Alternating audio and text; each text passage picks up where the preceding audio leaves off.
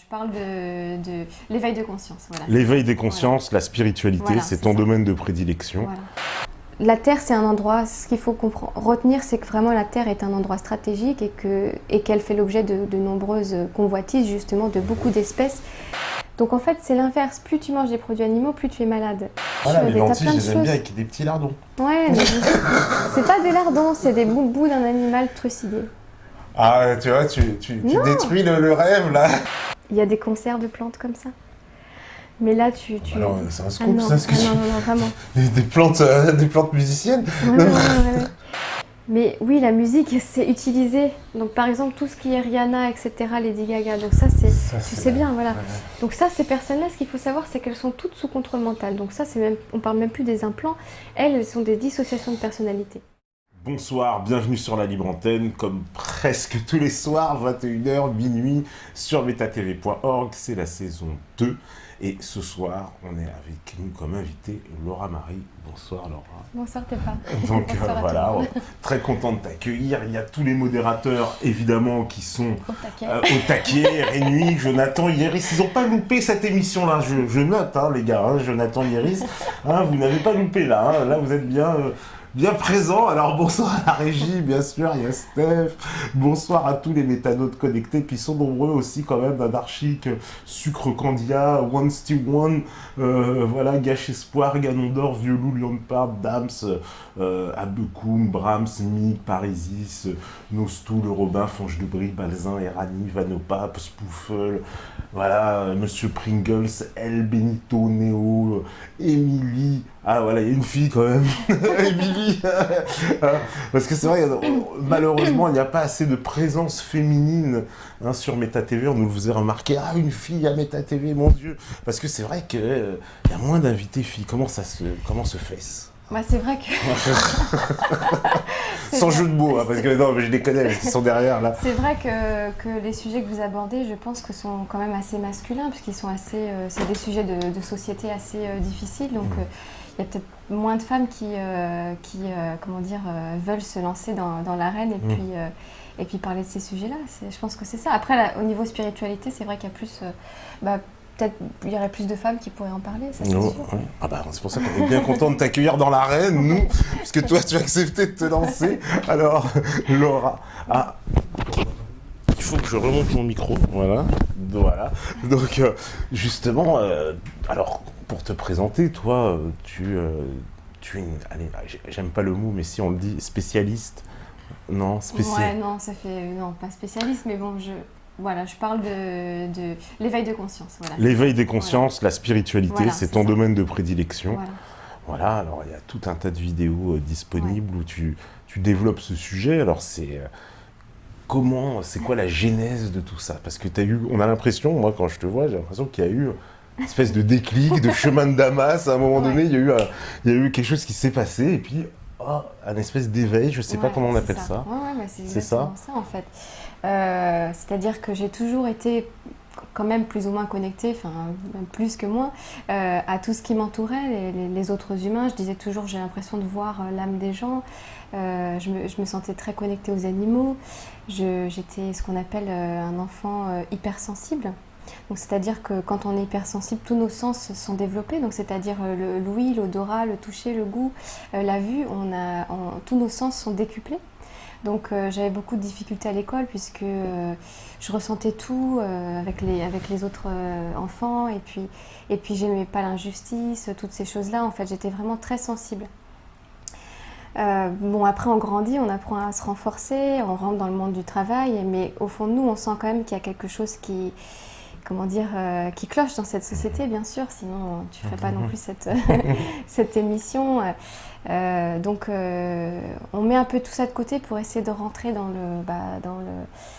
la société et puis de s'adapter tant bien que mal, tant qu'on peut. Et puis, mais voilà, il y a une sorte d'appel à l'intérieur de nous qu'on n'arrive pas à mettre de côté.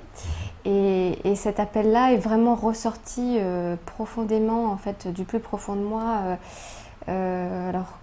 C'était il y a à peu près 2 ans, enfin c'était vraiment fin 2012 justement. qui correspond à cette époque justement où on dit la fin du monde. La fameuse fin du monde, changement de paradigme. Voilà, donc c'est vraiment arrivé à ce moment-là.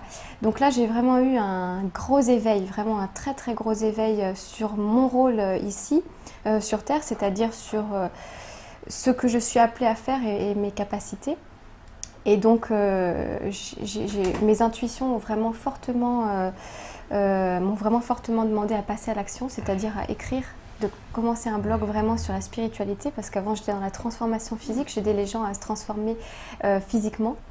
Et donc là, je suis passée vraiment du côté, je me suis vraiment dévoilée du côté spirituel. Et ça a été véritablement un succès dès que j'ai commencé à écrire. Mes articles ont vraiment été viraux. Il y en a qui ont été partagés plus de 30 000 fois. C'est vraiment énorme. Et j'ai vraiment été, même moi, choquée de voir ça.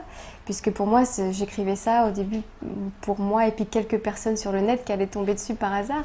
Et puis en fait, ça a vraiment été comme un grand tourbillon. Et puis ce tourbillon n'a cessé d'augmenter. Et maintenant, on m'invite à parler de tout ça sur beaucoup d'interviews, beaucoup de vidéos.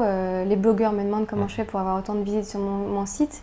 Mais ce n'est pas quelque chose que j'ai cherché, c'est par rapport aux informations que je divulgue et puis aussi ma façon de rendre accessible des domaines qui sont justement, qui ont été jusqu'à présent assez complexes à saisir, surtout pour la jeunesse. Et donc je rends cette information plus simple à comprendre, plus accessible. Et du fait que je sois jeune et que je sois...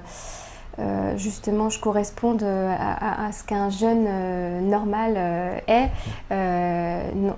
comparé à par exemple d'autres enseignants dans la spiritualité qui vont avoir une apparence qui va s'apparenter peut-être à la religion ou des choses comme ça et qui vont peut-être faire fuir les jeunes. Le fait que ça soit une personne qui soit d'apparence comme eux, ça rend plus accessible ces domaines-là. Ah oui, parce que, comme tu fais bien de le préciser, c'est vrai que tu es jeune, on est assez étonné de toute cette maturité, quoi. Et c'est pour ça que je parlais d'un chemin de Damas. Mais après, c'est vrai que à l'intérieur, notre âme, elle n'a pas d'âge, donc c'est ça qu'il faut voir. Et c'est pour ça qu'on aura beaucoup de jeunes, même enfants, beaucoup plus jeunes que moi, qui ont déjà une maturité extraordinaire en termes de sagesse et de spiritualité. Alors en plus, on vit une époque, il faut bien le dire, où la spiritualité connaît beaucoup d'attaques. On va dire qu'on est un peu presque aussi pour moi, dans une espèce de paradoxe, parce qu'à la fois, la spiritualité est vue comme quelque chose, j'ai envie de dire, ringard, dépassé, je dirais secte. Ou sectaire, voilà, ou sectaire. Donc en tout cas, c'est pas bien vu. Il y a une mauvaise vision de tout ce qui touche le domaine spirituel. Et en même temps, il y a beaucoup de gens, énormément de gens, comme toi, comme d'autres, qui s'ouvrent justement même ce soir, je sais qu'il y en a plein qui me regardent, qui sont très impliqués justement sur ces sujets, et qui s'intéressent vraiment à ces sujets, et presque... Tout à l'heure, tu viens de dire qu'il y a beaucoup de dames, de jeunes qui sont... mais j'ai l'impression qu'il y a une espèce d'éveil à la conscience générale un peu partout. Un truc, donc on vit un paradoxe total entre ces deux mondes. En fait, c'est ce qui est en train de se passer exactement, tu as mis le doigt dessus, c'est-à-dire qu'en fait, le monde là est en train de prendre deux directions bien distinctes. Il y a vraiment deux chemins qui se creusent, c'est-à-dire la conscience, d'un côté, où là, il y aura de plus en plus de gens qui vont aller vers la conscience, mais à très très haut niveau, qui vont vraiment lever le voile sur des secrets cachés sur l'humanité depuis la nuit des temps, sur qui on est vraiment. Et puis de l'autre côté, il y a l'inconscience qui va aller qui va aller de plus en plus loin dans les extrêmes en fait. Puisque là, comme tu dois le savoir, ce que le gouvernement... ce que, on va dire, ceux qui ne veulent pas spécialement du bien aux humains tentent de faire, c'est justement de nous amener de plus en plus vers la déconnexion, vers l'inconscience, le transhumanisme, etc. Et donc, il y a vraiment deux voies qui vont se créer. Et on en parlera de toute façon. C'est pas du tout... L'objectif, c'est pas du tout de se déconnecter de la technologie, de refuser tout ce qui est moderne, etc. Au contraire, c'est d'arriver à allier les deux. Mais de comprendre aussi les enjeux qui sont en train de se passer là sur la planète, sur tout ce qui nous est caché. et de s'éveiller et de devenir ce qu'on appelle un chercheur de vérité. Le chercheur de vérité qui n'a rien à voir avec le conspirationniste, voilà. Ça, c'est des termes voilà, qu'il faut s'enlever de la tête, puisque c'est pas parce qu'on cherche les choses qui se passent réellement sur Terre qu'on est dans la conspiration, qu'on est conspirationniste. Et puis le jour où justement l'humain découvrira que tout ce qui était du domaine de la conspiration, en fait, c'était la vérité, enfin la plupart des... Voilà, ça sera un grand choc pour ceux qui pensaient que c'était des choses trop grosses pour les comprendre, enfin pour penser qu'elles étaient vraies. Et là, en fait, la jeunesse est en train de plus en plus de s'ouvrir à ça. Comme tu le sais, ça inquiète beaucoup les professeurs, parce qu'il y a de plus en plus d'étudiants à l'école qui lèvent la main et qui disent « Mais non, c'est pas ça la vraie histoire ». Oui, bah, ils sont j'en ai parlé dans une libre antenne vendredi, justement, je disais que vraiment... Ils sont là au taquet sur ces affaires parce que voilà, on voit le gouvernement qui parle de conspirationniste tout le temps, etc. Enfin, ils ont peur de tout ça. Les attentats sous faux drapeau, tout de suite les étudiants ils le savent, ils ont tout de suite identifié Charlie, les attentats du 11 septembre, ils sont au courant en fait, ils ont un esprit critique beaucoup plus, toutes les générations maintenant ont un esprit critique beaucoup plus tôt que les générations d'avant, forcément grâce à Internet justement. Qui nous permet, tout le monde peut aller vérifier les informations sur Internet ou chercher, et on a de plus en plus de médias alternatifs comme le tien qui nous permettent justement d'avoir accès à une information différente. Donc c'est vraiment ça, c'est ce boom de l'éveil des consciences que je...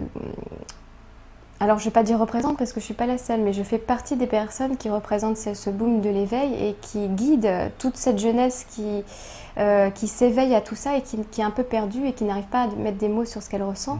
Et donc, j'écris des articles qui permettent de guider les gens sur mettre des mots sur leurs ressentis.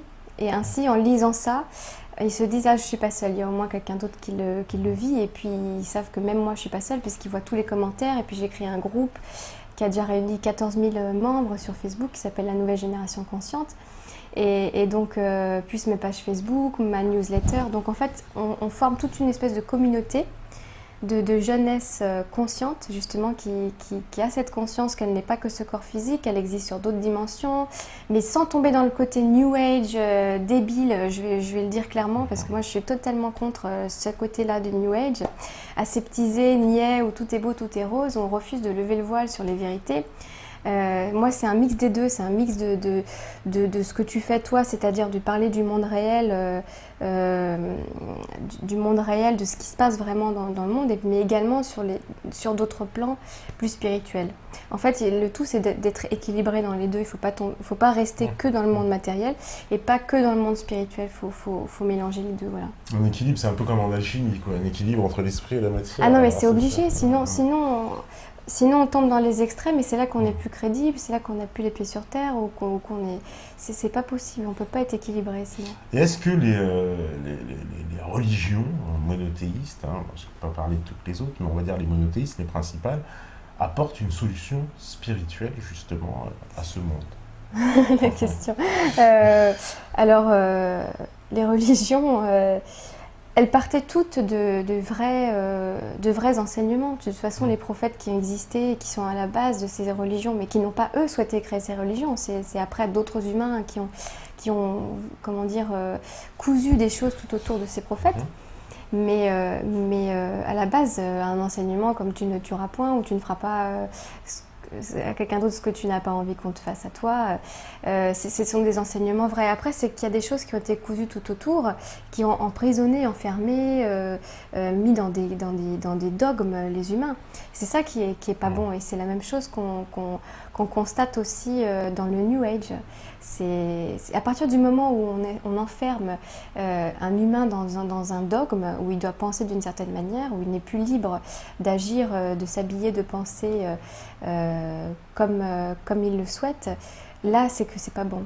Parce que le New Age, alors, il y a beaucoup de notre public, de métanotes parmi qui nous regardent, eux pensent que le New Age, beaucoup, à chaque fois que je discute, c'est une façon en fait de substituer un peu de se substituer aux anciennes religions et d'apporter une espèce de nouvelle religion. Mais ils ont raison. Ils ont raison. Voilà. Le New Age, ce n'est pas que positif, c'est-à-dire qu'il y a les deux. En fait, c'est comme les religions. Dans le New Age, il y a des vérités, c'est-à-dire que les enseignements New Age, on crée notre réalité, l'énergie, les fréquences vibratoires, la vibration, tout ça c'est réel. Mais ça a été détourné pour créer une sorte encore de dogme comme les religions, pour que les gens, une fois qu'ils soient dedans, eh ben, ils ne pensent plus par eux-mêmes et puis ils essayent d'appliquer justement encore des enseignements, comme dans la religion, des choses sectaires. Donc c'est tout à fait vrai. Il faut pas tomber là-dedans. Mais maintenant, le piège, parce qu'ils sont très malins, ceux qui ont créé ça, l'enfermement du New Age, ils s'en servent aussi de l'autre côté pour dire ne tombez pas, n'écoutez pas ces choses-là, c'est du New Age. Donc du coup, on prend pas non plus le bon du New Age. D'accord. Parce que est-ce qu'il y a pas un paradoxe dans le mot New Age? Parce que moi, quand j'entends New Age, c'est le nouvel âge, alors qu'au finalement, ce sont des vieilles sciences et des vieux savoirs. Ça, c'est vrai. Ouais, mais ça correspond par rapport à cet événement, à cette période que là, on est en train de vivre justement depuis 2012. Ah, donc une espèce de résurrection d'un ancien âge sur un nouveau, quelque part. Plutôt la fin d'un ancien monde qui était basé sur la corruption, le mensonge, les vérités, pas les vérités, mais les vérités cachées. Et les mensonges cachés. Et donc là, on est en train de lever le voile on voit bien sur tous les mensonges en fait de l'histoire de l'humanité et même dans la politique, dans tous les domaines en fait. Et on est en train de lever le voile sur tout ça. Et tous les personnes qui ont commis des grands crimes contre l'humanité, ils vont être exposés. Et puis toutes les vérités sur qui on est vraiment, sur nos origines, sur la vie extraterrestre, elle est en train de percer de plus en plus. Et c'est de plus en plus courant et ça vient de plus en plus jeune chez les gens en fait. Comme je le disais, maintenant les jeunes directement s'intéressent à la vie extraterrestre, connaissent les noms des différentes races qui peuplent qui nous visitent depuis la nuit des temps et puis qui nous ont même qui ont contribué à nous créer génétiquement. Et donc ça, c'est de plus en plus connu et donc voilà, c'est fabuleux parce que c'est une nouvelle ère justement où on est en train de construire un nouveau monde et on est en train de lever le voile sur l'ancien monde. Et en fait, tout est en train de s'effriter, on le sent, tout cet ancien système. Alors effectivement, il y a l'effondrement du système actuel. Est-ce que, comme tu viens de dire, qu'il y aurait eu la participation génétique à notre construction par des races extraterrestres, est-ce que ça, c'est pas en opposition totale avec les pensées justement des croyants, je pense aux musulmans, aux chrétiens, qui vont nous tomber dessus dans pas longtemps, après que tu aies dit ça. Donc, est-ce que justement, c'est... Parce qu'il va y avoir un combat entre les deux pensées? Comment ça peut se passer? Ah oui. En fait, c'est tellement complexe ce sujet. Enfin, c'est simple et à la fois complexe, mais... Parce justement, depuis le début, il y a tellement eu de croyances, il y a tellement eu de faux messages, de faux dogmes, que c'est très dur pour l'être humain de sortir de tout ça, d'arriver à tout remettre en place dans sa tête. Et encore une fois, toutes les vérités sont aussi détournées, donc c'est-à-dire que oui, même cette vérité-là, elle va être utilisée pour justement, peut-être beaucoup de tes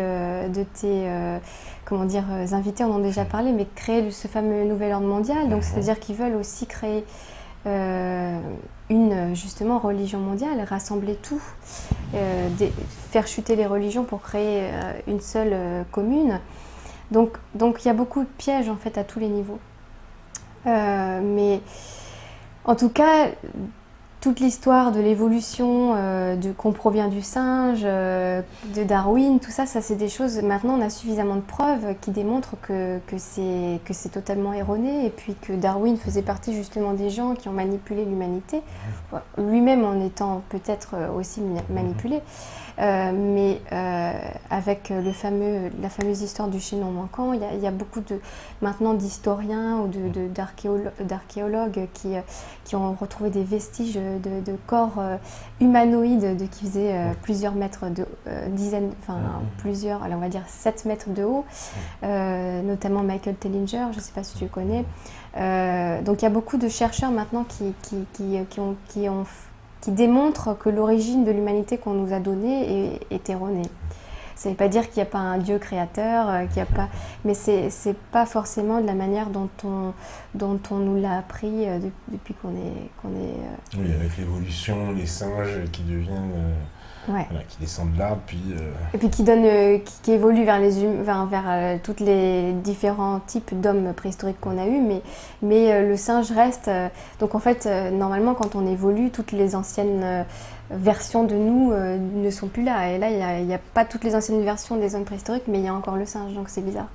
Oui. Alors, ça voudrait dire que toi, tu adhères complètement à la théorie de Zecharia Sitchin, tout ça, un peu Alors lui, je ne l'ai pas lu, mais je pense qu'il y a beaucoup de vrai dans ce qu'il dit, ça c'est sûr. J'ai pas tout lu en fait, mais je sais très bien de quoi il parle. Il y a énormément pour moi de vrai par rapport à mon expérience, par rapport à ce que je ressens, ce que je reçois aussi, puisque je communique aussi, donc je fais, comment dire... je reçois beaucoup d'informations d'autres dimensions, donc forcément, ma propre expérience ne me fait pas douter de ça. Ouais. Et tu penses que spirituellement, comme le pensaient les anciennes civilisations indiennes, on est tous interconnectés, c'est-à-dire qu'il y a un esprit général, enfin, on serait une espèce de grande machine finalement, connectés tous les uns les autres. Comme dans le film Transcendance, là, avec Johnny Depp. Ouais. En fait, dans l'absolu, si on était tous activés, c'est-à-dire si tous nos ADN étaient activés à 100%, puisque là, nos ADN ne sont activés qu'à 3% pour les humains.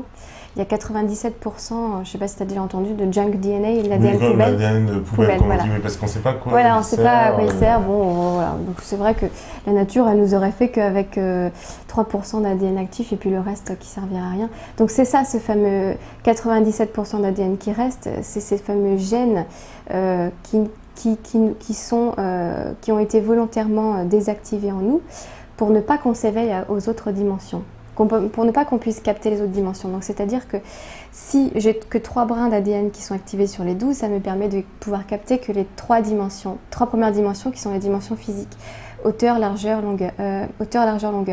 Donc je peux capter avec mes 3 brins d'ADN activés que la dimension physique que je peux percevoir qu'avec mes 5 sens.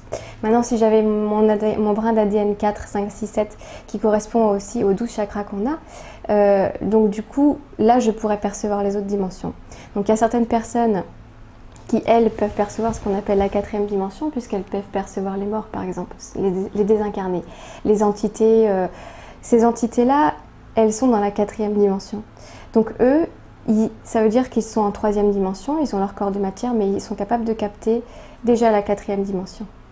Après, on évolue, si on continue sur ce chemin-là, on cherche à évoluer en augmentant sa vibration, en augmentant son hygiène de vie, en se développant spirituellement, en faisant vraiment un travail complet, on peut justement réactiver ces brins d'ADN et puis arriver à capter les autres dimensions. Et c'est ça l'objectif en fait aussi mon message, mais l'objectif d'un être humain, ce n'est pas de rester dans sa prison en fait physique. Mais ça veut dire quoi? Ça veut dire que ce sont entre guillemets, nos créateurs, les personnes qui ont traficoté avec notre ADN, qui ont créé ça. C'est qui a bloqué cet ADN là? Alors ce sont les civilisations qui n'ont pas les intérêts des humains, les meilleurs intérêts des humains à l'esprit. Donc principalement, ce sont les civilisations qui travaillent avec le gouvernement en ce moment. Pas qu'en ce moment, depuis toujours. Depuis toujours, c'est qui ces civilisations? Je peux avoir des noms. Alors, donc les 3 principales civilisations qui ont un agenda négatif sur les humains, bien sûr, ce sont les reptiliens, les gris, les dracos, il y a aussi les mantes, ce qu'on appelle les mantes, mantides en anglais. Pourquoi? Parce qu'ils ressemblent à des mantes religieuses? Selon les témoignages, oui. D'accord. Ah ouais. C'est ambiance, comment il s'appelait le film là avec les mantes religieuses? Ouais, c'est pas très joli, ouais. Ouais, c'est la bête là dans les bistrots de New York, mais ces races-là, donc elles œuvrent, elles ont créé l'humanité ou elles œuvrent à la détruire? Non, en fait, elles ont plusieurs races ont contribué à la création du corps humain, de notre corps humain. Mais ça n'a pas été que les races négatives au départ qui ont créé l'être humain. ça a été un assemblage de plusieurs génétiques, de plusieurs races et beaucoup de races positives. Mais à un moment donné, puisque la Terre, elle est, située... Enfin, c'est vraiment un joyau, la Terre, comme planète. Elle a énormément de ressources et elle n'existe pas depuis que nous, on existe. Elle existe depuis 4,5 milliards d'années. Donc, il s'est passé énormément de choses sur Terre. L'erreur de l'être humain, c'est de croire que c'est depuis qu'il y a l'humain qu'elle existe, la Terre, et qu'il ne s'est rien passé avant, qu'il n'y a pas eu de civilisation avant, qu'il n'y a pas eu de... Voilà, ne serait-ce que là... ne serait-ce que les dinosaures, c'est quelque chose d'incroyable d'avoir des créatures comme ça. Donc pourquoi on arrive à concevoir un énorme diplodocus, un Tyrannosaurus rex qui est complètement abominable et on n'arrive pas à imaginer ne serait-ce qu'un reptilien. Quelle est la différence entre un tyrannosaure et un reptile? C'est que c'est aussi un reptile géant. Donc pourtant on a eu des dinosaures. Pourquoi alors notre esprit ne peut pas concevoir une autre espèce qui soit comme des dinosaures mais qui soit sur Terre ou même sur d'autres planètes. C'est des dinosaures qui construiraient des fusées quand même. Voilà, mais c'est des dinosaures un peu particuliers quand même. Ceux-là, ils sont un peu plus dangereux. Voilà, mais après, si tu te développes que mentalement et puis technologiquement, mais que tu ne te développes pas sur d'autres plans, c'est exactement ce qui pourrait se produire pour l'être humain. Là, s'il accepte de se mettre les puces RFID, s'il accepte de se tourner vers le transhumanisme, il va se transformer en homme-robot. Et puis là, il sera complètement déconnecté et puis ça va aller de plus en plus vers ce genre de choses. Donc déjà de croire, ce qui est vraiment fou pour moi à l'heure actuelle, c'est que certaines personnes n'arrivent toujours pas à concevoir qu'ils ne puissent pas être seuls dans l'univers. Ça pour moi c'est quelque chose d'aberrant puisque, je veux dire, quelle prétention déjà de croire ça avec toutes les milliards de planètes qu'il y a et toutes les milliards de galaxies et d'autres univers qu'il y a. De penser ça, c'est impossible. Donc pour moi, j'en suis même plus à parler de ça comme si il est possible que... pour moi, c'est plus du tout une question à démontrer ou quoi que ce soit, mais c'est pour ça que c'est important que la plupart des gens fassent des recherches là-dessus, puisque ça va à l'encontre de ce qu'on a appris et donc on est obligé de passer au-delà de notre zone de confort et puis de nos croyances. On a été complètement conditionnés, on est dans un conditionnement total. Comment il peut se produire le déclic? Le déclic, déjà, il peut se produire que si on est ouvert d'esprit. C'est-à-dire que déjà, si on veut rester sur ses croyances, on peut pas aboutir sur ce type de recherche et sur ce type de conclusion, et puis, ou plutôt de recherche, parce que conclusion, ça veut dire qu'on est à la fin d'une recherche, mais il faut vraiment être ouvert et puis se dire que tout ce qu'on peut concevoir, ça ne veut pas dire que c'est la limite de ce qui peut exister. Si quand on allait voir un homme préhistorique, on pouvait retourner dans le temps, voir un homme préhistorique et puis lui dire plus tard tu pourras envoyer des SMS ou être sur un ordinateur et puis communiquer avec la Terre entière, et il ne pouvait pas le concevoir. Et là, c'est ce qui est en train de se passer avec les humains à l'heure actuelle. Ils n'arrivent pas à concevoir qu'il y ait d'autres vies sur d'autres planètes et que même ils puissent être parmi nous, ou alors ils n'arrivent encore moins à concevoir que ça puisse exister dans d'autres dimensions, même si on ne le voit pas à l'œil nu, comme ne serait-ce que les morts. Et pourtant, les désincarnés existent, ou les démons, tout ce qu'on appelle les démons, des êtres de quatrième dimension existent. Mais beaucoup d'humains ont besoin de le voir pour le croire. Et pour moi, il faut lever déjà cette barrière-là si on veut connaître la vérité. Puisque si on attend de voir les choses pour les croire, est-ce qu'on voit l'électricité? Est-ce qu'on voit est-ce qu'on voit les ondes? Est-ce qu'on voit la Wi-Fi? Non, mais pourtant ça existe. Il ne faut pas s'arrêter à ce qu'on peut voir avec les 5 sens physiques, puisque c'est vraiment tellement une infime partie de ce qu'on est. Oui, parce que beaucoup de gens se posent des questions, ça c'est sûr. D'ailleurs, je vois sur le chat, voilà, on me dit pas le Ponceau sort de ce corps. Non, Paul Ponceau est très gentil, il fait un excellent travail de recherche. On me dit non, mais c'est clair, faut qu'elle balance des sources là. Voilà. C'est vrai, sur quoi tu t'appuies? C'est vrai, les sources, c'est vrai que les gens, il faut qu'ils fassent leurs propres recherches. On peut pas... alors, ceux qui parlent justement de l'origine de l'humanité, alors il y a Michael Tellinger, ceux qui parlent vraiment, principalement des reptiliens, il y a David Icke, bien sûr. Il est excellent. Voilà, qu'est-ce qu'il y a d'autre? un politicien qui commence à parler de tout ça ouvertement, dont la mère travaillait pour MI5 et puis son grand-père MI6. C'est Simon Parkes.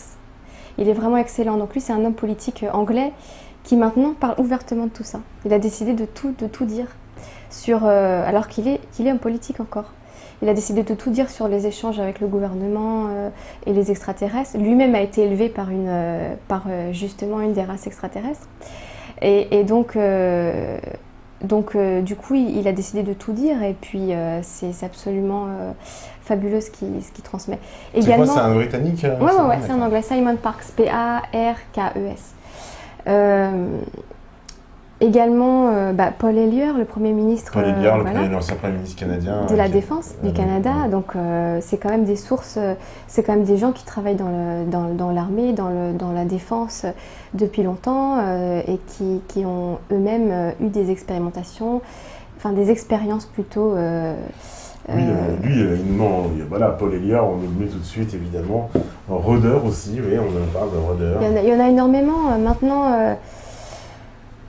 Maintenant, si on ne veut pas croire ça, on va trouver toutes les preuves et on va trouver toutes les excuses, je dirais, pour dire oui, mais de quelle source, oui, mais. Il n'y a que quand on veut pas vraiment creuser le sujet de manière ouverte qu'on va avoir ce parce que ce sujet-là, tu comprends, il provoque à chaque fois des tonnes de réactions.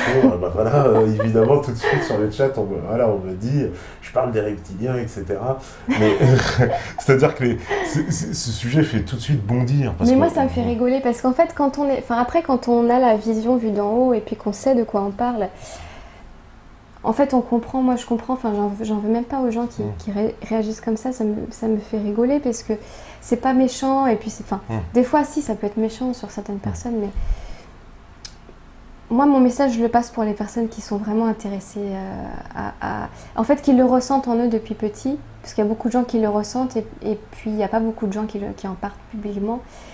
Et en fait, en entendant des gens, en voyant des gens avoir le courage d'en parler, ça leur donne le courage eux aussi de parler de leurs expériences, parce qu'il y en a qui ont vécu des expériences, moi j'en connais, qui ont été abductés, etc. Donc forcément, quand c'est une petite fille de 8 ans qui te raconte ça, elle ne peut pas inventer ça, elle a pas... Donc forcément, après, quand on récolte suffisamment de témoignages, que nous-mêmes on a vécu des choses, et puis que le doute il peut plus être là, quoi. Donc maintenant, en fait, à partir du moment où on a des millions de témoignages, si déjà on en avait, sur ces millions de témoignages, si on n'avait qu'un seul de vrai, déjà ça voudrait dire que ça serait vrai. Il suffirait qu'un seul soit vrai pour que ça veut dire que ça soit vrai. Et là, sur les millions de témoignages qu'on a, il n'y en a pas qu'un seul qui est vrai. C'est comme les crop circles, les gens qui disent, tu sais, le fameux crop circle dans les champs. Dans les champs, voilà, les formes de géométrie sacrée.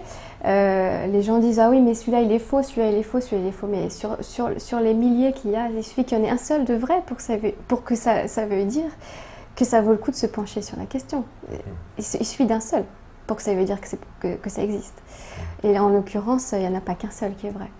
Quand c'est sur des centaines de mètres. C'est quoi les crop circles? Parce que ça, j'arrive pas à avoir d'explication. À chaque fois, je pose la question, même Jacques Grimaud, il m'a pas bien répondu. Ah ouais, alors, pour moi, c'est simple, c'est des vibrations. En fait, tout est vibration, c'est-à-dire que ma voix, elle émet une vibration, notre corps, il émet une vibration, l'énergie, mon eau, elle a une vibration, chaque aliment a une vibration, et chaque forme aussi a une vibration. Et ça, ceux qui sont dans les gouvernements...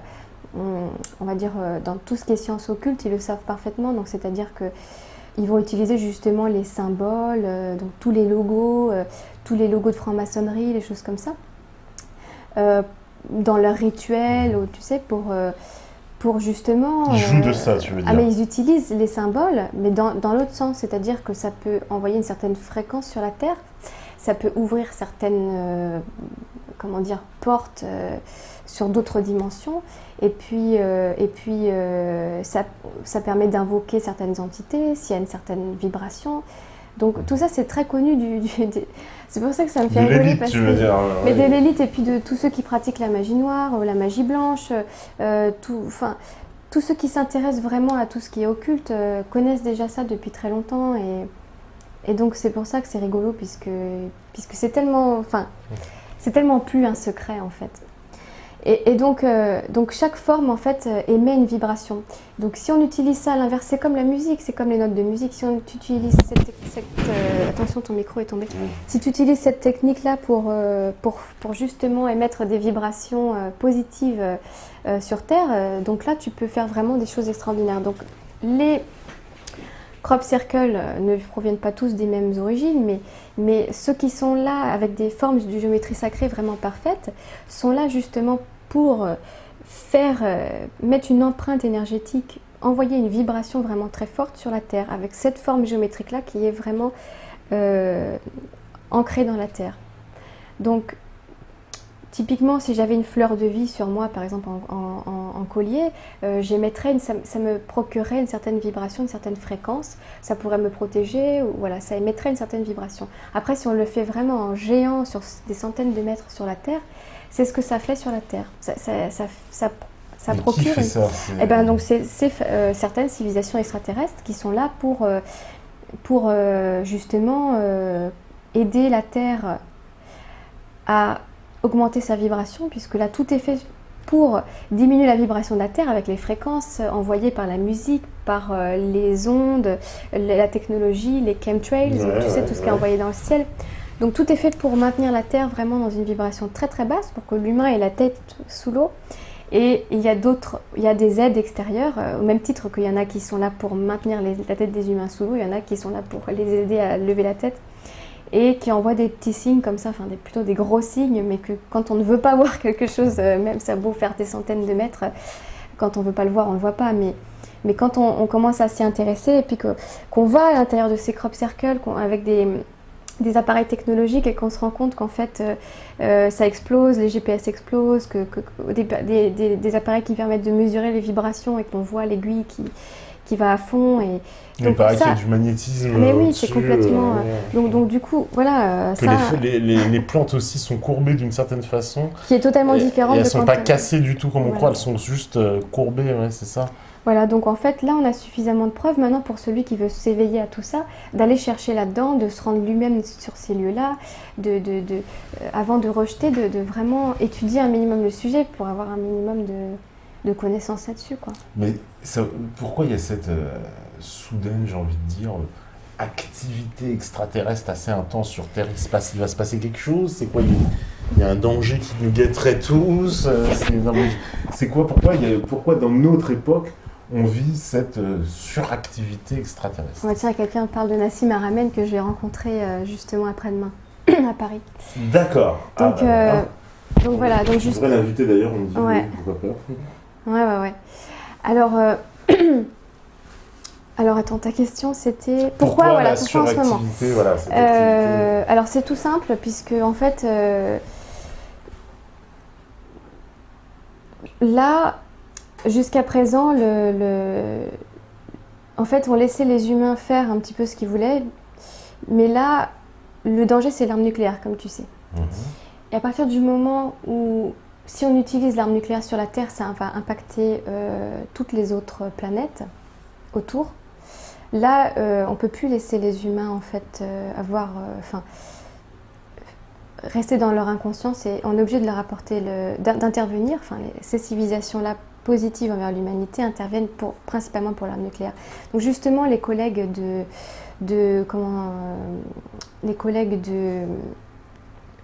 je suis déconcentrée par le chat. C'est dur, il ne faut pas lire en même temps. Faut pas lire. Non, surtout que je peux me brancher facilement sur toutes les fréquences, alors il faut vraiment que je me concentre. Alors, donc je disais... L'arme nucléaire. Voilà, l'arme nucléaire. Voilà, les collègues de Paul Hellyer, dans l'armée, justement, ont déjà témoigné au moment où ils étaient censés déclencher des missiles nucléaires, ils ont vu des vaisseaux et tout s'est désactivé. Il y a eu 250 missiles qui ont été désactivés en une fraction de seconde alors qu'ils devaient appuyer sur le bouton. Il y a plein de témoignages là-dessus. Donc beaucoup de personnes dans l'armée maintenant justement témoignent de ça, qu'ils voulaient activer l'arme nucléaire, qu'il y a une force qui a intervenu, qui a désactivé tout. Donc ils interviennent en permanence, ils détruisent des bases souterraines, parce qu'il faut savoir qu'il y a plein de bases souterraines justement, qui se construisent bien au chaud au cas où il y a une attaque nucléaire pour aller se cacher. Donc base aux États-Unis, carrément, partout, mais en partout. France, Mais avec des villes, Norvège, c'est ça. mais avec des villes entières en dessous, quoi. Ah d'accord. Ils ont carrément leur maison en dessous, et puis comme ça, s'il y a un problème ou s'il y a des épidémies ou des choses comme ça, eux, ils sont en sécurité. Donc ça, il y a beaucoup de bases qui sont détruites. On va entendre des fois des séismes ou des choses comme ça. C'est souvent des bases qui sont détruites. Donc voilà, il faut s'ouvrir à ces réalités-là et puis ne plus avoir la tête sous l'eau, croire que le gouvernement est là pour... Alors pas tous, hein. On appelle ça le gouvernement de l'ombre ou le gouvernement... Mais c'est quoi? Ils craignent quoi? Ils craignent une guerre nucléaire sur Terre? Ils veulent l'empêcher, c'est ça? Alors oui, alors c'est-à-dire une troisième... Le gros danger, c'était la Troisième Guerre mondiale. Je pense que là, de toute façon... Mais il n'est pas fini, ce danger, non? Voilà, il n'est pas fini. C'est en permanence qu'on la frôle. En permanence. C'est grâce à l'action justement de tous les... sur tous les fronts qu'on la maintient, d'exploser en fait. C'est en permanence, donc il y a beaucoup de gens par exemple qui avaient prédit la Troisième Guerre mondiale ou qui ont dit attention ça risque de se produire, mais comme ça ne se produit pas, après ils vont dire mais alors tu as vu, tu avais tort, mais c'est parce que justement tout est fait pour ne pas... Beaucoup de gens sont envoyés pour ça, beaucoup de gens sont infiltrés dans le gouvernement, beaucoup de gens agissent sur tous les fronts et puis surtout l'aide extérieure comme je disais, pour empêcher. C'est un véritable combat en fait, ce combat qui est là sur Terre, et il est là il existe depuis bien avant la Terre, et puis il est toutes ces planètes, enfin c'est pour ça que ça me fait rigoler, parce que toutes ces planètes qu'on voit, même des planètes avec des cratères comme Mars, c'est le résultat de combats qu'il y a eu, mais largement avant nous en fait. Et nous on arrive, on voit une planète, on dit ah ben il n'y a pas de vie sur Mars, mais qu'est-ce qu'on en sait ce qu'il y avait avant, et qu'est-ce qu'on en sait que c'était pas une planète habitée, et puis qui a été décimée suite à des combats comme nous on pourrait très bien faire si on décidait d'utiliser l'arme nucléaire. Vu l'avancée technologique qu'on a, la rapidité d'avancer sur ces 100 dernières années, ou surtout 50 dernières années, si on continue à évoluer à cette vitesse-là, dans 100 ans, dans 200 ans, dans 500 ans, ça sera quoi notre technologie? Donc on aura tout à fait les capacités de détruire une Terre, une planète entière. Et après, si jamais tout est décimé, et qu'une autre civilisation dans le futur arrive sur la Terre et puis voit des cratères et voit plus rien, aucune trace de vie, elle dira bah non, il n'y a pas de vie sur Terre.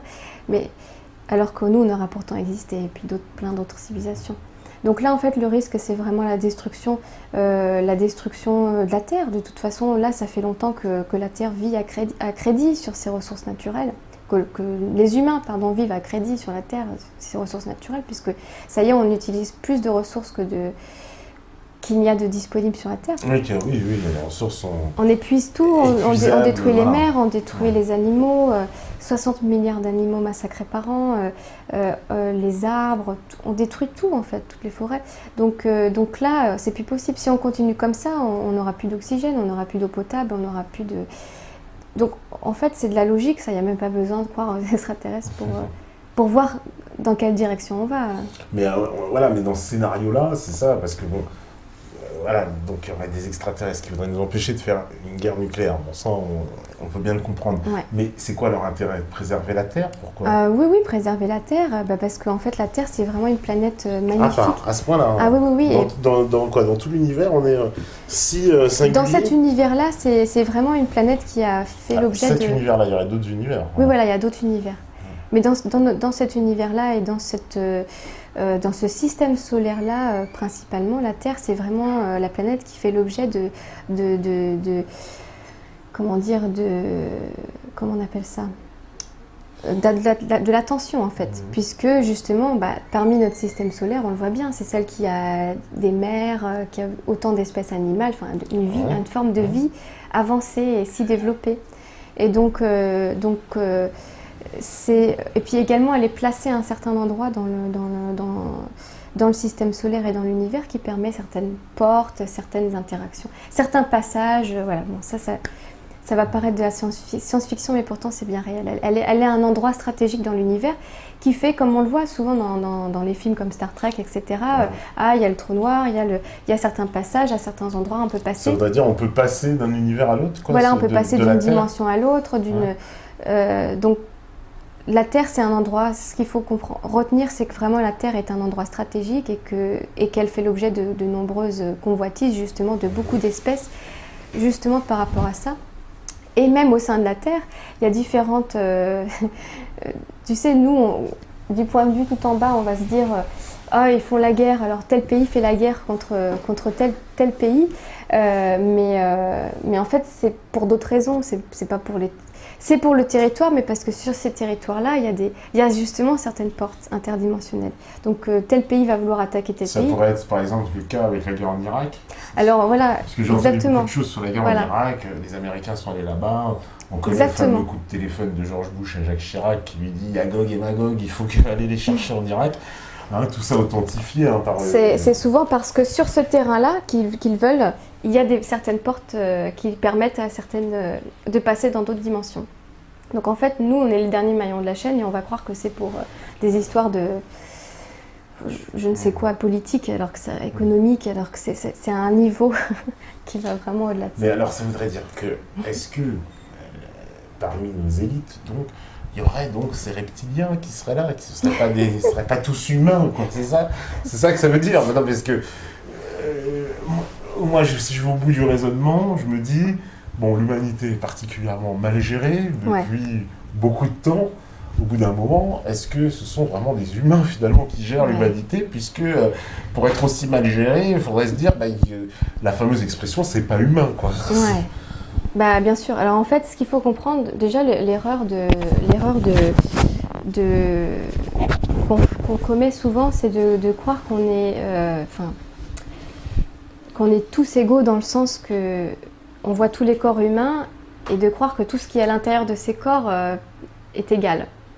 C'est-à-dire qu'en fait, on a tous une âme qui est en dehors de ce corps physique, mais cette âme, elle ne provient pas toujours du même endroit. Et cette âme ne vient pas toujours avec le même objectif sur Terre. Donc c'est-à-dire que chaque personne qui s'incarne a un agenda différent. Elle a une mission de vie différente, elle a un rôle différent, elle a une intention différente avant de venir sur Terre. Donc, également, chaque corps physique ne peut pas abriter toutes les âmes. C'est-à-dire que si je proviens d'un certain endroit, par exemple si je suis reptilien, je ne peux pas venir m'incarner dans n'importe quel corps humain à la naissance. Il faut que génétiquement, mon corps soit apte à recevoir cette âme-là. Okay ? Donc c'est ça qu'on appelle les Illuminati. C'est très simple à comprendre. Les Illuminati, ce sont des lignées qui ont conservé qui ont une certaine génétique propice à recevoir justement des âmes principalement reptiliennes. Et donc c'est pour ça qu'ils se reproduisent qu'entre eux, de manière à ce que les corps physiques soient aptes à recevoir ces entités-là. Parce qu'une autre âme qui proviendrait d'un autre endroit ne pourrait pas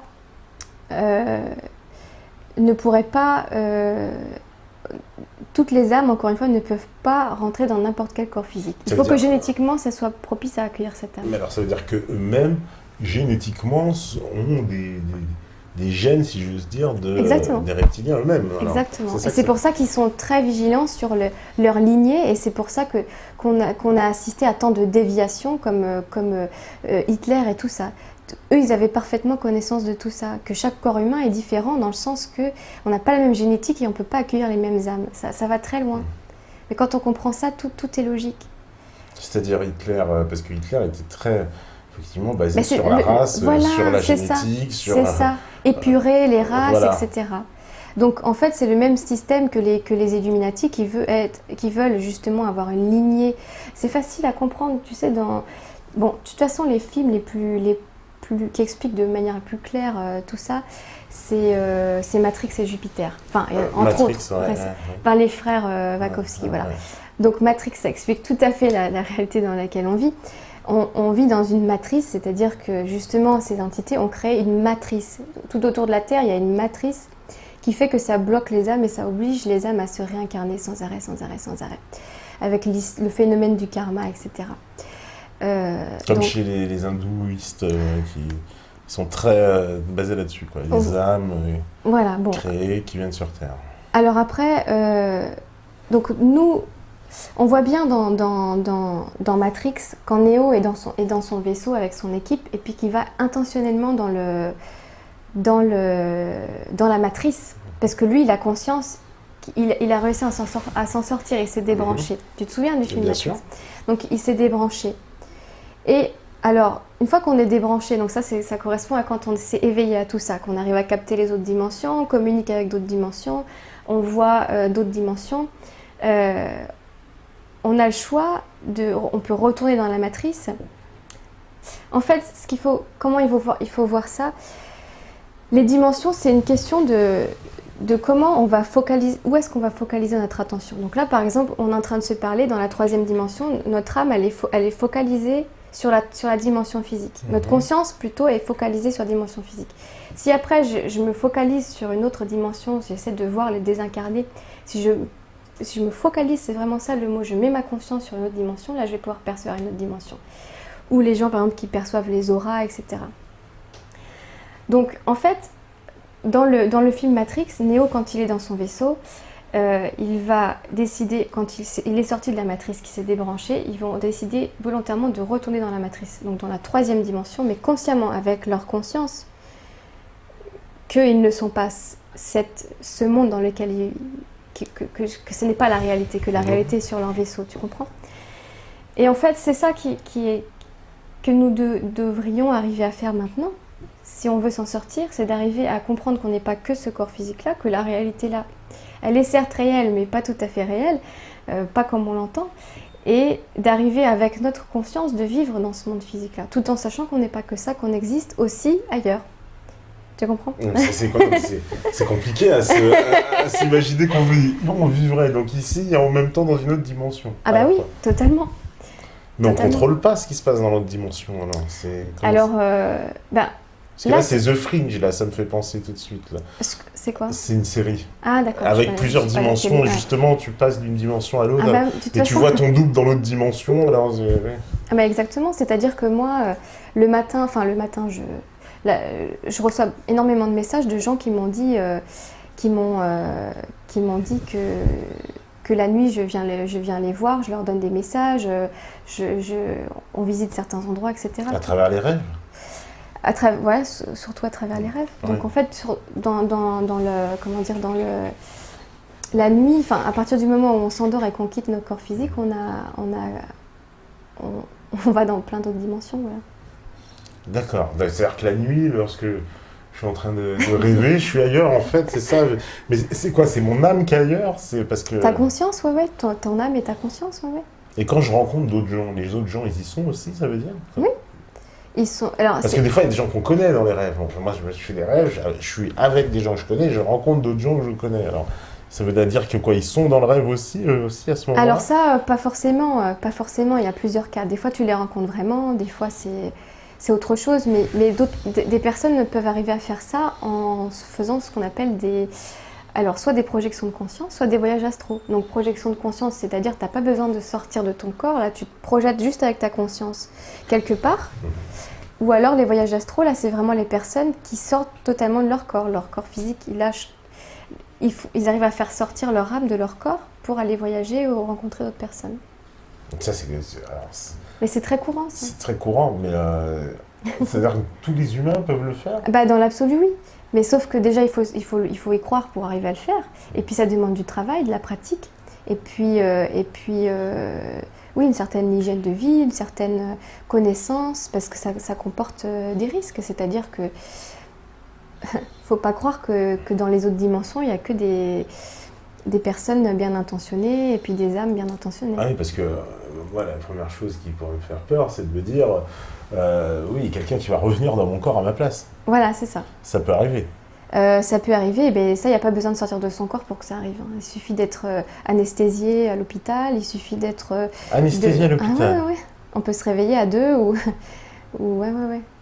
Ah ouais. Oui, ça arrive souvent, ça, le nombre de gens qui sont anesthésiés. Exactement. Alors quoi, ça veut dire que quand je me réveille, je suis plus dans mon corps ? Si, t'es dans ton corps, mais il y a une entité. Dans le corps de Soral. J'ai plus de cheveux. il y a une entité qui peut venir en même temps, ou s'accrocher. S'accrocher et prendre quoi? Prendre la place un peu C'est ça, la plupart des gens qu'on dit schizophrènes, bipolaires, c'est très triste parce qu'ils sont mal compris, mais en fait c'est juste qu'il y a des entités qui se sont accrochées à eux. Et après ils vont parler, ils vont avoir deux personnalités, ils vont avoir un combat à l'intérieur de leur tête. Mais on ne les reconnaît pas, c'est-à-dire que c'est des gens qu'on dit lunatiques, le matin il est souriant et puis le soir il est infernal, on ne comprend pas pourquoi. C'est très, très douloureux pour eux et en plus ils ne sont pas du tout compris dans le milieu médical. On va dire que c'est un problème mental alors que ça n'a rien à voir avec le mental. Mais comment ça pourrait se soigner ça alors par la voie chamanique Oui, mais sans même tomber dans ces choses-là, parce que ça peut faire peur aussi, des espèces de rituels, etc. Mais déjà qu'on ouvre notre conscience sur ça, si à partir du moment où on a conscience de ces dimensions et puis qu'on peut exister, il y a d'autres êtres qui existent dans d'autres dimensions, d'autres formes de vie, c'est pas forcément des êtres, ça peut être aussi des formes de vie, d'autres formes de vie. Si la médecine était ouverte à ça et puis on avait dans les hôpitaux des gens qui voyaient ces entités-là au lieu d'avoir des gens qui ont des instruments, là tu as une entité là donc je te l'enlève et voilà, comment on soignerait les schizophrènes? Mais on n'en est pas encore là, ça vient dans certains pays, notamment au Canada, il y a de plus en plus d'hôpitaux qui acceptent ce genre de pas thérapeutes mais bon de guérisseurs ou de... Mais à quel moment dans l'histoire de l'humanité l'humain il s'est détaché de tout ça? Parce que en fait tout ça c'est des vieilles sciences, ce sont des vieilles...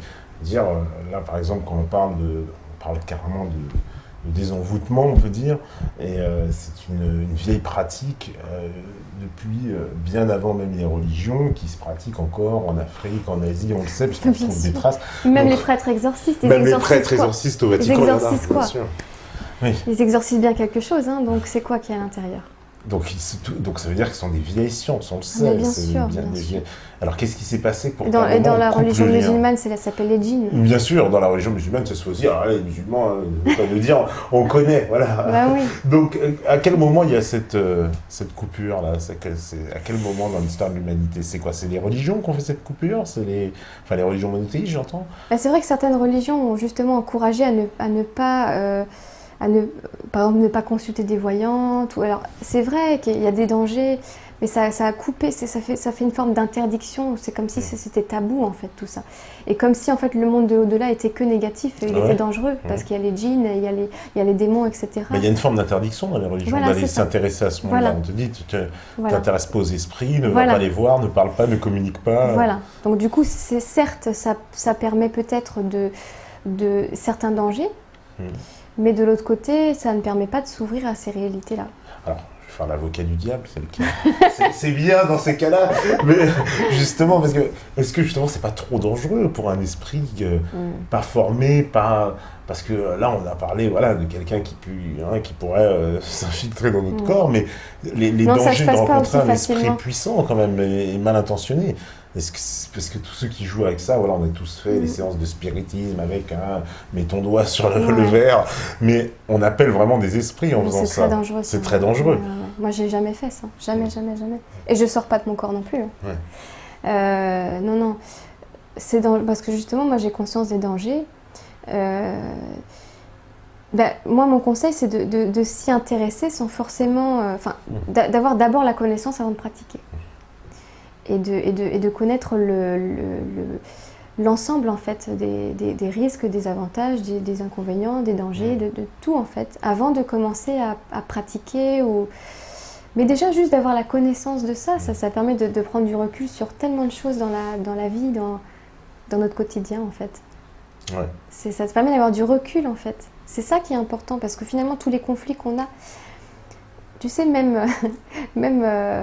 quand on va manifester contre ou pour tel ou tel président ou quoi. Finalement, on est toujours dans la matrice. C'est comme si Neo dans Matrix, il rentre, il se débranche, il quitte son vaisseau, il va dans la matrice et puis après, il s'embrouille avec quelqu'un dans la rue en oubliant qu'il est vraiment dans son vaisseau. Et là, on a envie de lui dire, mais Neo, n'oublie pas, tu sais que ça c'est la matrice et tu sais que ça c'est une illusion. Donc, en fait, quand on va aller dire voter pour tel président ou tel président, en fait, on est toujours dans la matrice. Et si on veut sortir de tout ça, il faut vraiment voir d'un point de vue tellement plus grand et voir qu'est-ce qu'il y a au-dessus de ça pour arriver à comprendre en fait. Mais si on continue à se battre dans la matrice, on n'avancera jamais. Enfin, c'est mon point de vue. Eh ben, on va faire une petite pause parce que c'est pile poil l'heure. La régie, elle est prête, les métanotes aussi, parce que de là, je les ai bluffés de 1 minute, parce que sinon, dans 1 minute, c'est eux qu'elle va demander. Voilà, en tout cas, on se rejoint tout de suite. C'est la saison 2, c'est Méta TV. À vous, la régie.